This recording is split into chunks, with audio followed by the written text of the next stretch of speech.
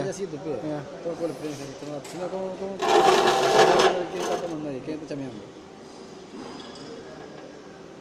Todo con el pepón. No se da atención. No sabe qué es. Muy cerca.